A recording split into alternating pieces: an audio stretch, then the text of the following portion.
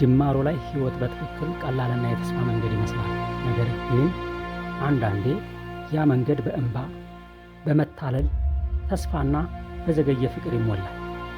ያዕቆብ ራሔልን ለማግኘት 7 ዓመታት በፍቅር ሲሰራ፣ በመጨረሻ ግን ራሔል ሳትሆን ሌላ ሴት ተሰጠው። እውነት ይህ ፍትሕ ነውን? ወይስ የእግዚአብሔር የማይታይ ዕቅድ? የምትጠብቀው ነገር በሰዎች ተንኮል የዘገየ ሲመስል አንተ ምን ታደርጋለህ? ሰዎች ሲያታልሉህ ምን ምላሽ ትሰጣለህ? ዘፍጥረት ምዕራፍ 29 እንዲሁ የፍቅር ታሪክ ብቻ አይደለም። ነገር ግን የተታለለ ሰው እንኳን በእግዚአብሔር ዕቅድ ውስጥ እንዴት እንደሚቀረጽ የሚያሳይ አስደናቂ ምስጢር ነው። ተከታተሉን። ሰላም የተወደዳችሁ እግዚአብሔር ቤተሰቦች፣ ተመልሰን መጥተናል። እንደምን ከረማችሁ? ከቁጥር 1 እስከ 20 ያለው ክፍል የያዕቆብ ወደ ካራን መድረሱንና ከዚያ በኋላ የሕይወቱ አዲስ ምዕራፍ መጀመሪያ እንደተከፈተለት ያሳያል። አዲስ የመንፈሳዊ ሕይወትና የቤተሰብ ጉዞ መጀመሪያ ለያዕቆብ ሆነለት። ያዕቆብ ወደ ካራን በደረሰ ጊዜ በውሃ ጉድጓድ አጠገብ ራሔልን አገኘ። እርሷም የላባ ልጅ ነበረች። እግዚአብሔር ተራና አጋጣሚ የሚመስሉ የዕለት ተዕለት ሁኔታዎች ውስጥ ዕቅዱን እየፈጸመ እንደሚመራን ይህ ክፍል ያሳያል።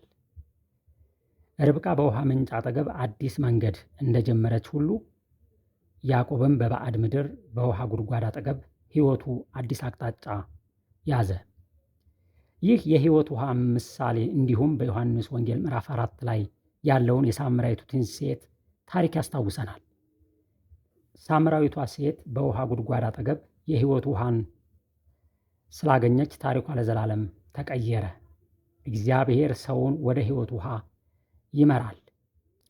ከዚያ በኋላ ያዕቆብ ራሔልን ለማግባት ከላባ ጋር ስምምነት አደረገ። 7 ዓመት እንዲያገለግለው ተስማማ። ይህ ረጅም ጊዜ ቢሆንም በጣም ስለወደዳት ከፍቅሩ ኃይል የተነሳ ለያዕቆብ እንደ ጥቂት ቀናት ሆኑለት። እውነተኛ ፍቅር በትዕግስትና በሥራ እንደሚገለጥ ይህ ክፍል ያመለክታል። ፍቅር በቃል ብቻ አይደለም፣ በመታገስ በትዕግስትና በመስዋዕትነት ይገለጣል። ያዕቆብ ስለ ፍቅር ላባን በትዕግስትና በታማኝነት ሲያገለግል እግዚአብሔር ሕይወቱን ለመቅረጽ የተጠቀመበት መንገድ ነበር።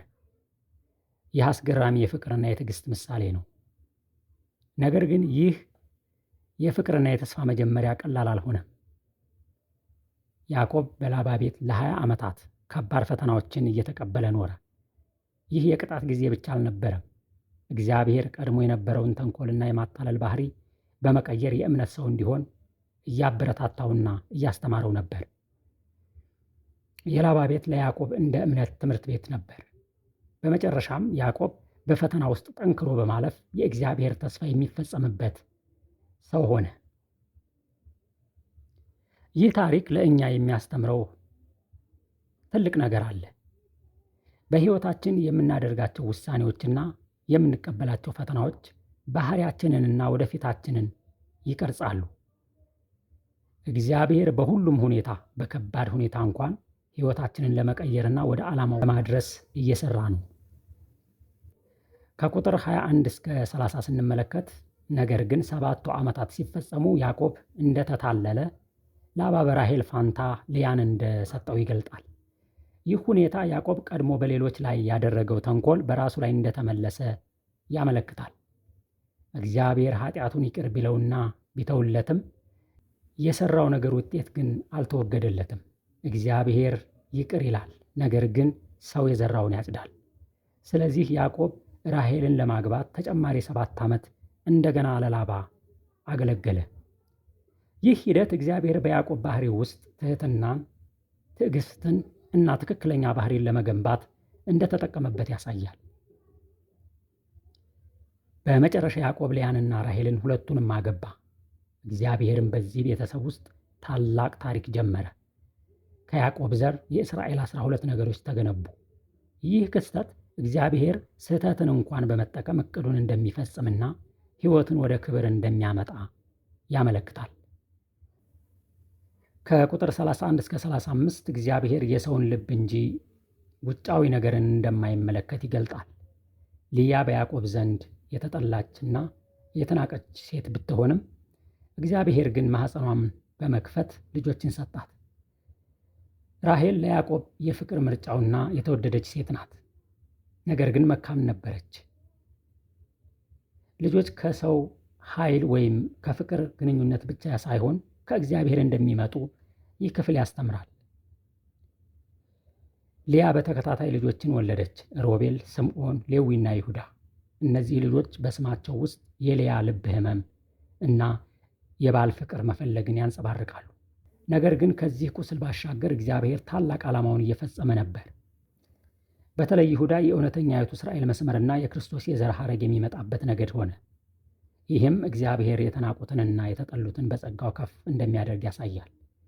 በአንደኛ ቆሮንቶስ ምዕራፍ 1 ከቁጥር 27 እግዚአብሔር ጥበበኞችንና ብርቱዎችን እንዲያሳፍር የዓለምን ሞኝና ደካማ ነገር እንደመረጠ ይናገራል።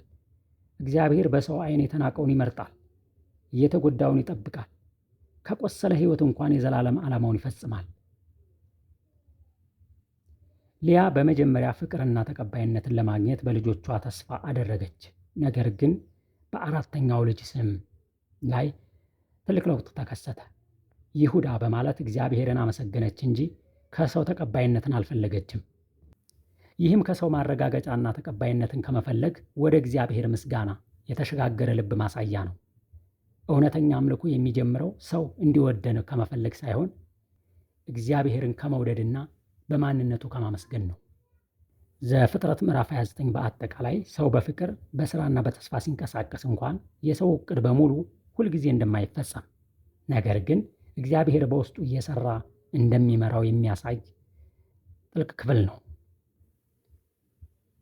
ያዕቆብ በፍቅር የተነሳ ብዙ ዓመታትን ለማገልገል ቢስማማም የሰው ልማድና ተንኮል በሕይወቱ ተጨማሪ ፈተና መጣበት። ይህ ግን የእግዚአብሔርን ኪዳን አላቆመም። በተቃራኒው በሰው ድካም ውስጥ እንኳን እግዚአብሔር ዓላማውን ሲፈጽም ያሳያል። እውነተኛ እምነት በሁኔታዎች ተደናቅፎ የማይወድቅ እና ትዕግስትንም የሚጠይቅ ነው። እግዚአብሔር የዘገየ በሚመስል ጊዜ እንኳ ታማኝ ነው። እቅዱም በሰው ተንኮል አይቋረጥም። የዛሬውን ጥናታችንን በዚህ ጨርሰናል። ቀጣይ እስከምንገናኝ መልካም ቀን